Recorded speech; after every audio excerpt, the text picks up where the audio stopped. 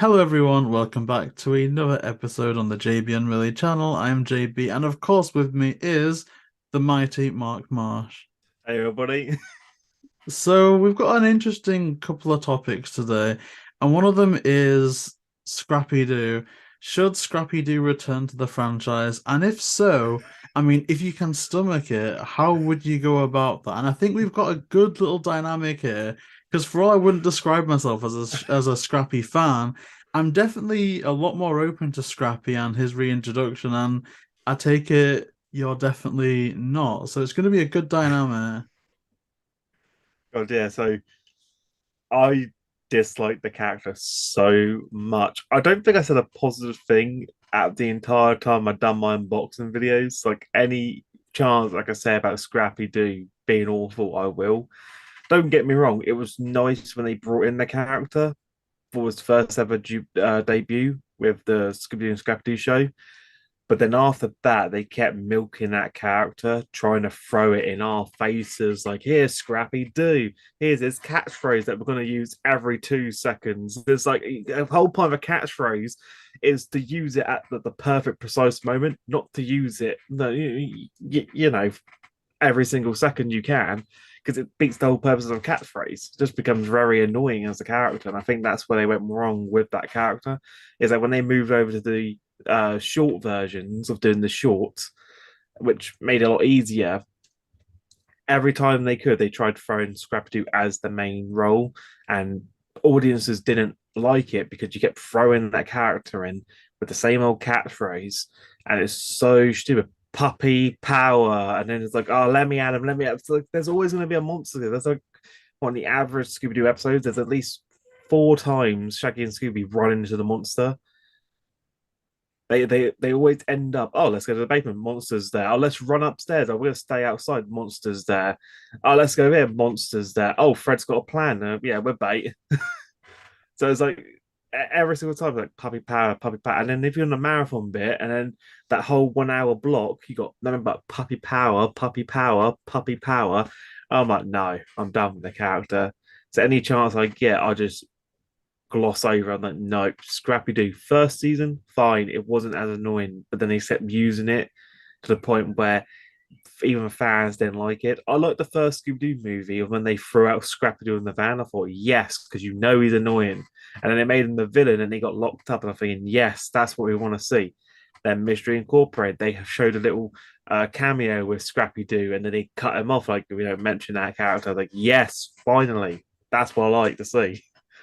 If they redeem, like, well, if they redeem the character, fine, but I don't see them doing that because the catchphrase is just so annoying and he says it too often. Or was it Scooby Dum? Scooby Dum was perfectly introduced because it only aired on 2 episodes, so the fans never got annoyed with Scooby Dum. And you were We like, dum actually dum dum want, dum. yeah, it's like we actually want more Scooby Dum. Bring him back, but It's no, we won't true. bring. We reuse Scrappy Doo because that was the new main character they were trying to go with to replace Scooby Doo. Failed miserably. And then with Scooby Dum, they're like, oh, let's only make 2 episodes with Scooby Dum. But it's like Scooby Dum was so iconic. Fans loved that character, and we would rather see Scooby Dum than Scrappy Doo. See, a thing that I always hear is one of the major missteps that they made for Scrappy-Doo early on was casting Lenny Weinrib in the role. Apparently, his voice was just so jarring to people, and that people warmed up to Scrappy a little bit more when it transitioned from Lenny Weinrib to Don Messick. And so those two actors, of course, aren't with us anymore. But you mentioned the live action movie. And I feel like in terms of scrappy voices, Scott Innes didn't do a bad job of that character at all. So, in your opinion, did you notice any difference between Lenny Weinrib's performance and Don Messick's performance? And if there was a Scrappy, would you stomach it a bit better if it was, say, a Scott Innes returning or a different actor, If maybe? it was Scott returning or a different actor, then I could probably stomach it. But as long as they made the character more presentable. Like they didn't throw it in your face and they didn't overuse the catchphrase because everyone remembers the phrase puppy power. And it's just like you don't really want to see that when you're teamed up with Scooby Doo and Shaggy because even though they're the iconic characters that everyone loves, they don't normally fight the danger. They try and run. So it's like it doesn't work well in the mix.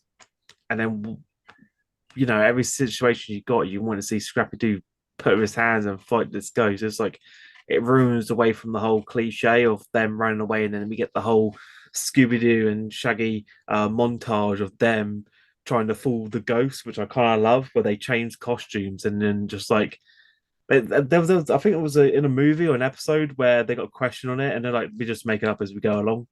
Like they've acknowledged the fourth wall, and it's like, oh, we just improvise with everything. So it's like they had that, like the audience knew. Like, that's why I love their chase scenes because it works well. It's why they never do it with Fred or Daphne or Velma because it just doesn't work, and it didn't work with Scrappy Doo. It's why those two work well together. Even though they do get paired off sometimes with Velma, they end up still getting detached from Velma in some way, and then they end up doing their own monster mashup where they got to try and fool the ghost and disappear and then trap him to get away. I don't Yeah. think Scrappy Doo works. Maybe if they did their own Scrappy Doo show with Scrappy Doo and the Lost Pups or something like that, and then maybe that might work. Scrappy Doo's own adventure, but I don't see it working with his attitude and how they present that character. They have to rechange the entire character, like cut down the catchphrase, only use it at like well given time like moments. Don't overuse it because then otherwise you just ruin the character again. Yes, yeah, I think you've hit the nail on the head as far as that dynamic. And, I've never been one to be against Scrappy's inclusion, but now when I think about it, I almost feel like it doesn't make sense to have him on the team in that when you do have him on the team in a lot of the old series, he is integrated with that Shaggy and Scooby gang. But then you get into the territory where maybe Fred isn't there, Daphne's not there, Velma's not there, whatever it may be. And so to introduce Scrappy full time, I think there's almost too many characters for the runtime of a typical DTV, the scope of a typical DTV, and even a series. I mean, I do think it's possible for them to do it, but there's almost too many characters at this point. So in terms of like what your opinion on Scrappy is, did it change your opinion on Scrappy at all, depending on if he was mixed in with the full Mystery Inc. or when he was mixed in with, say, the 13 Ghosts of Scooby-Doo or something like that? So I feel like the 13 Goes to Scooby Doo, he probably performed better in that compared to the other series in. I think the shorts were, in my case, I'm going to say the shorts were useless, but they were used to fill a time slot during that era. Where I think it was through the marathon bit, where it was mostly shorts, which was the thing at that time. So I can understand them doing shorts, but it just doesn't work with Scrappy Doo because you get 10 minutes instead of a 26 minute episode, say 30 minutes with Yeah. adverts, you get like three shorts instead of one. And then in those shorts, they obviously you can't have the full length adventure of one mystery. They had to give you like 6 to 8 minutes to solving a mystery. And if it was too rushed when you got Scrappy Doo keeps fighting the danger and causes more harm than good. Like the whole combination of Shaggy and Scooby just don't work well when you give them such a small block. That's why I preferred the first season of Scooby Doo and Scrappy Doo because they were long episode ones, so it worked. But when it went to shorts, that's when I hated the character. And then I felt like 13 Goes to Scooby Doo was probably the only time where I felt like I could probably watch the series through without getting annoyed at Scrappy Doo because they were full episodes. So I feel like my issue is with the shorts and how they ruined it by making it just too small and complex, like making Scrappy Doo say his catchphrase way too often. And it felt like you were fast forwarding an episode and they were only showing the Scrappy Doo parts. Yeah, see, that's the thing. I think with long form, typically it's when most of the characters will work. And so I'm almost of the opinion that if we are to get a Scrappy redemption arc or something like that, it should probably be in its own DTV. Like, literally, we heard about Scooby-Doo and Crypto 2. You could have Scooby-Doo and Scrappy 2 or something like that. give him a bit of a redemption arc, and then maybe we don't see him again. Maybe we don't hear of him again, or Yeah, maybe, like you say, he does, spin off into his own series. I'm almost thinking like we got Mystery Pups cancelled or delayed, which was a shame. And I'm not saying that Scooby-Doo needs more prequel stuff or like some preschool stuff. But it's almost a shame that there's so many things now. Like Looney Tunes has Bugs Bunny Builders, DC has Batwheels, it's almost like there should be a Scooby-Doo thing on Cartoonito, and I almost yeah, think that a Scrappy-Doo series would almost be perfect for that, surely. yeah. Because I feel like Scrappy-Doo works when it's not with the full gang. So I feel like if you have the full gang with Daphne, Velma, and Fred there, there's too much going on because because when they do cut away, when they go their separate ways, we get the scene with um Fred, Daphne, and Velma, or it could be Fred and Daphne. Then it's like Velma, Mm. Scooby, and Shaggy in the basement, or it could be Shaggy and Scooby checking out the creepy basement. And you try and throw Scrappy Doo in there, it doesn't really work as well because too much prying eyes. Whereas when it was just Scooby, Shaggy, and Scrappy Doo with the occasional Daphne, it worked because they were mostly all together. It was rarely they would separate that much. And if they did separate, your eyes were more focused on Scrappy Doo or Scooby and Shaggy rather than the other protagonists. So it works probably with less of the gang than the full gang. Maybe it was a movie format. Maybe that'd be a good way of throwing it in there. So the sequel to the Curse of the 13 Ghosts, like if they had an opportunity to throw in Scrappy Doo, but they didn't. Which at the time I didn't. I was hoping that they wouldn't be Scrappy Doo. But now looking back of it, they could have thrown Scrappy Doo in because I feel like it would have worked. And Flim Flam, that they've thrown him in there, but it's like it threw me off a bit because none of the gang aged, but he did. And I'm like, are you? I'm so confused. Like, how's he's aged? He should be the same. If we're going through the way it is, like apparently only a year has passed. How the hell has he grown that tall? How? It's I think one of them told about what the time it is, like 11 months between 13 Ghosts of Scooby Doo and then this one. But I was like, that doesn't make sense. No, I mean, even in the most extreme growth spurts, I mean, I almost would have preferred it if they maybe said it a few years after, because then Yeah. maybe in terms of Scrappy-Doo, if people are annoyed at, puppy power, maybe he's a bit rowdy because he's a puppy.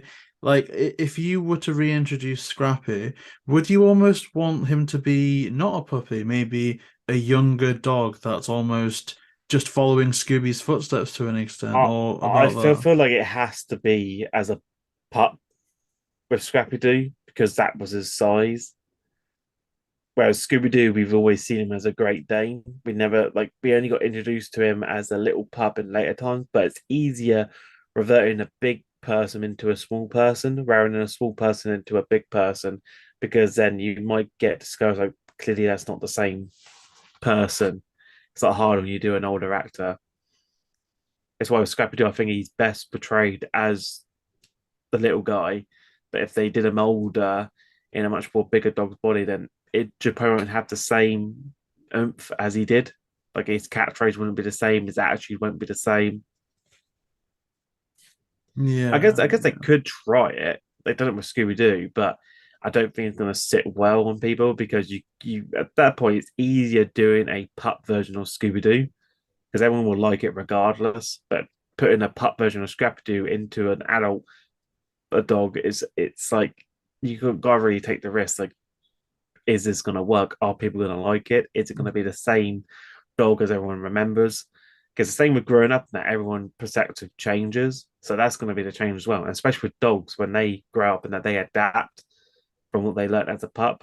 So that's the whole thing as well. So is his attitude gonna change? Is his whole like structure is gonna change? He hasn't been shown on screen in many years, so was he left on a farm? Where was he staying? All these Yeah, different that's things they could true. have. That's true. Because by changing him, you could run the risk of not fully appeasing the people that didn't like Scrappy, but also alienating the people that did. So there is a lot of risk to it. But in terms of that movie, we've discussed Scrappy works well long form. Let's talk a little bit about how Scrappy may have worked a little bit better. And so I think one of the classics that people go back to, or a number of the classics, you've got Boo Brothers, Reluctant Werewolf, and Ghoul School. What was your opinion of Scrappy in those long form movies? Boo Brothers was more like a Ghostbusters type of film. It it was good, but I wouldn't say it was the best.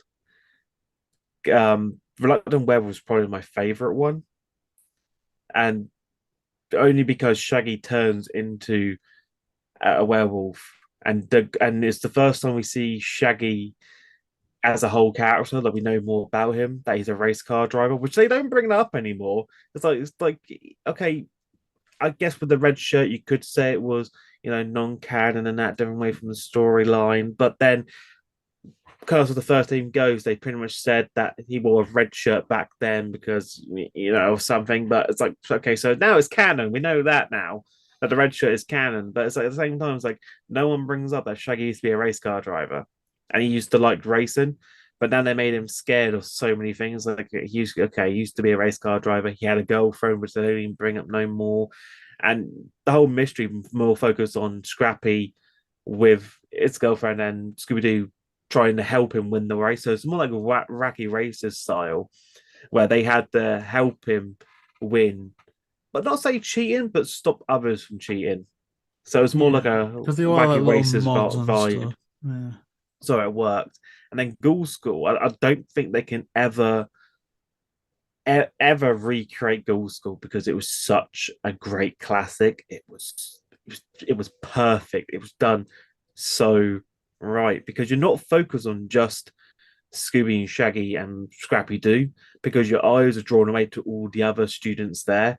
Their nature, what type of monster they are, mummy, ghost, school, werewolf, and that. And then it's the first time we see the most scaredy cats actually be brave because they have to look after these girls. They have to make sure that they're kept safe, and instead of running away from them, they got to run towards the danger and actually protect them. So we saw them aside from that side.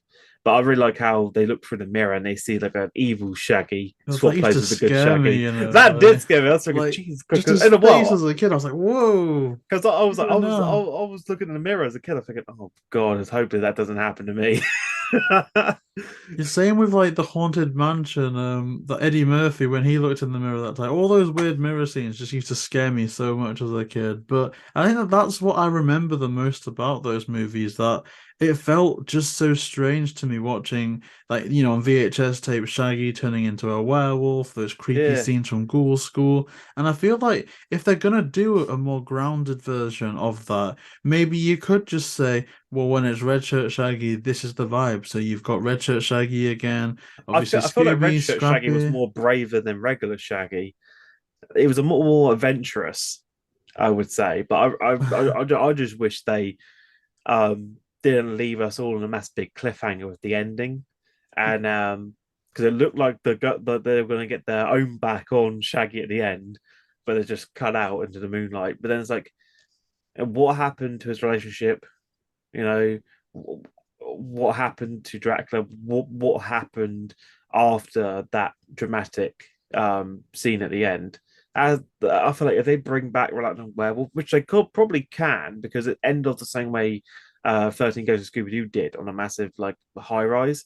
So you can probably just like come back and do a movie in that. But I feel like with Warner Bros, they really need to think of the viewers. Like, if you are gonna do a sequel to Reluctant Yeah, Werewolf, you're gonna have to bring back Scrappy-Doo. you're gonna That make means it supernatural. you then got to bring up that character to show people this is what Scrappy-Doo is now, and we perfected him for that movie. But then also you got to understand, you got to make sure the sequel doesn't tarnish the original like they did with Curse of 13 Ghosts, because that just really put a stain on 13 Ghosts of Scooby Doo, because that was such an iconic series, and the movie just destroyed it, like decredited it. I'm like, nah, like Curse of the 13 Ghosts movie, terrible. The way they put it all together, still fun to watch, has its good scene moments, But I feel that the climax at the end, they really just thought, okay, Yeah, let's I think just it was rush an the story. okay movie for Scooby-Doo, but it was an abysmal finale to the Because I series. don't feel a sequel works unless the entire cast is there and it focused around the cast. They brought Velma and Fred involved, which kind of makes sense. They weren't there, and we also got context to why they weren't there back then. Because I think Fred was at Velma was at camp, and then Fred was also at a camp somewhere. Don't really remember. But they So were both given that's like yeah, canonical reasons yeah. for So like that's missing. the reason why they weren't there. But they could have brought back um Scrappy-Doo. I was really excited to see Flim Flam after so long. What was happening with him? Even Van Gogh as well. How they made him look in the movie, like that was terrible. Like he had such like superiority in the series where he was a main big deal, and he was more, this like sorcerer supreme in a way Mm, of the mystic arts. So yeah, I feel like if they ever going to do a sequel, they're going to have to like not strip the roots. They have to make sure like everyone's on board and they make the sequel better than the original. Don't leave it on a bad note. I know they want to push forward to make sure it's more friendly content for kids, but they could have still went with the traditional way of keeping all those mysteries real for the viewers, not just for the old viewers, but also the new ones as well. That saying sometimes there are real monsters in the world.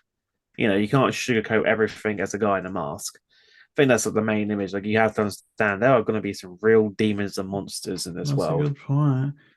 That's a and good point, yeah, really. That is because I know a lot of like the purists are like, we can't make it supernatural because the point is you can overcome your fears, and that's a good message to send to kids. Which obviously sometimes, say if you're getting, bullied and at school or yeah, bullied, even now as adults in the workplace, you there are moments where you can unmask those people as being a bit less, tough than they think they are, or less powerful than they think they are, 100%. But there's also going to be instances where you are really up against it and odds are stacked against you, and it's how do you overcome that. So I think that's actually a counter argument that I've never really heard made before, but it is perfect. And I think if they were to do a sequel to Reluctant Werewolf, Ghoul School, 100% they should keep Scrappy, but we need to make it supernatural as well, because I do yeah, forgive a lot of what Return to Zombie Island and Curse of the 13th does to an extent, but it's unforgivable when they make excuses like, well,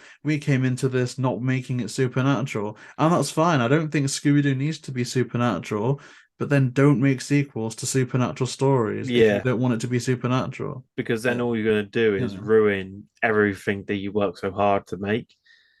That's why I was like, Zombie Island is probably my favorite gem, my baby, my Scooby Doo go to movie. I don't need to watch anymore because I know every scene off by heart. I've seen it so many times on VHS, DVD.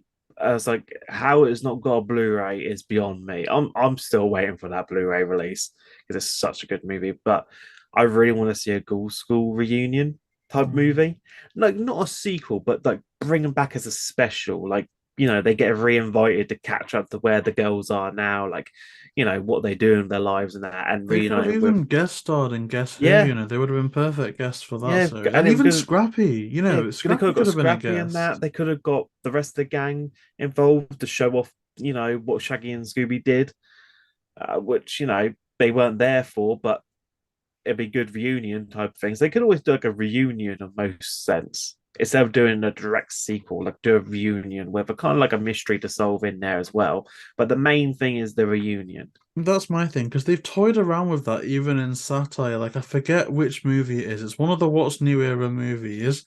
And afterwards, there's like a sit down with Mystery Inc. And it's like them framed to be on a talk show where they talk about their old mysteries. Yeah, And again, in Scooby-Doo, Where Are They Now? The reunion special, they kind of try to do, oh, let's make these the characters sitting down and interviewing them. They could do something like that, like where it's interviews with the characters in character and they reminisce about stuff like the Ghoul School girls, and they can come on and like feature like all in universe stuff. But I think that would work out pretty well as well, because then you wouldn't need to worry about yeah, aging characters or anything. It's just we're recording. This is the animation. But Scrappy, I think, would be good in that. Like, it always confuses me because there's been a lot of opportunities for Scrappy, and there's been some blame attributed to the 2002 movie, and that this is the reason why Scrappy isn't there anymore because that was what ruined, Scrappy's image. So, what is your opinion on that? Like, do you think the 2002 movie is a reason why we don't have Scrappy nowadays? I think the whole reason the last instance it was shown on screen was in the movie. I guess you could say Mystery Incorporated with the whole stuffed animal bit, but that gave like a two-headed thing. Like, is that the actual dog? Is Scrap? Are you trying to imply that Scrappy-Doo's dead and they just restuffed him, or is it just a massive prop? Because in the museum in Mystery Incorporated, all those villain costumes are the actual original costumes, but then there's Scrappy, which no one really questions. We got to really think about this one. Is that Scrappy-Doo dead, Hmm. or is it just a prop? They didn't answer that. They just saw Scrappy-Doo there, and he's in the villains section. So it really brings the question saying, if he is, then Scrappy-Doo's dead and buried. Oh, yeah, and we've got the lunar ghost in that scene as well. Yeah, So very, yeah, I didn't think about that. I yeah. assumed it was just a statue at So first, I guess but then 2010 is probably the yeah, last time he was shown I on could have done that. screens. If you want to, yeah, if you want to say that, but the first time he's actually had any scenes and dialogue was in 2002. But I feel like the shorts was probably what killed him off the most because after that they pretty much had to scrap the idea and go back to their old format, which in a sense kind of worked because I feel like what was it the new Scooby-Doo Mysteries is what it was called. Um, I still love the intro to that. It's probably the best introduction out of all Scooby-Doo intros. Probably the new Scooby-Doo Mysteries is number one for me. It was weird. It's a piece of Scrappy, but it's so catchy. I guess you could say Crypto 2 would replace it, but that's not official, so it can't be on the list. If it was officially out, then it's up there. It's like a two-way fighting head-to-head. But I think the new Scooby Doo mysteries was the last one before they went back to their old format. And I feel like the shorts is what killed off the character, not the movie. I felt that the movie reminded Yeah, viewers it that don't capitalized worry, on that we haven't dislike. forgotten about Scrappy. He's still the villain in our eyes because that's when they started doing all the direct to video movies, and then they went on to do the series in 2005. Oh yeah.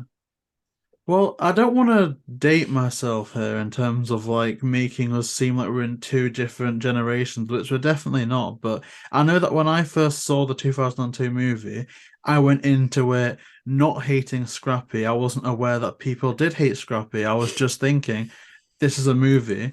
And that twist of Scrappy actually surprised me. I wasn't there thinking, oh, this is great. I don't like Scrappy, so it's a great that he's the villain. I was thinking, oh my gosh, they actually turned a member of Mystery Inc. into the villain. And so I was removed from all of that preconceived notions on Scrappy. It was just, oh wow, this is a bizarre take for this movie. So Yeah. I want to ask, were you aware of the Scrappy hate? And were you a Scrappy, not maybe not a hater, but were you No. against Scrappy as a character So when you first watched that movie? So I remember watching because I was born in '94. So I remember the like the 2000 Scooby Doo marathon because I used to watch it all the time and it was on like every year. So I used to always watch it. So I never saw the Scooby Doo movie until a year later on VHS. Uh, so I never saw it on the big screens, but I had it on VHS tape. And so when I watched the marathon, I was watching most of the short ones as they kept playing, which I remember when he first came on the episode format, I loved it. But then I noticed that with the shortest ones, they were getting kind of annoying. How I just couldn't really stand the whole voice and their catchphrase. I was like, at the time, I didn't know what his catchphrase was. I just kept saying, like, I really hate how he keeps saying it over and over again. Like, you don't have to keep saying it, just do it in a sense. So when I watched the movie, I guess okay, maybe they the way that they gave it context on why he turned evil because they left him on the side of the road, which I find kind of like this. As an animal lover, I love dogs, but even though you hate a dog so bad, you don't leave him on the side of the road. You take him to a home or a farm or something like that. You don't abandon a Yeah, dog. rehome. Yeah. And so I can understand why Scrappy Doo turned the way he did on him because fair play, he got abandoned on the side of the road in the middle of nowhere. and then a few years later, he's then trying to get his own back on them, and then gets sent away again after being defeated. So I think it was the Mystery Inc. gang that deserved that point. So I have no hate for Scrappy-Doo in that movie because he didn't do nothing, like he didn't deserve the treatment that he got. But he didn't use his catchphrase as much as he wanted to because he ended up being a robot version of Rowan Atkinson. So that was the most funniest thing. And the real one was down in the hole all the time.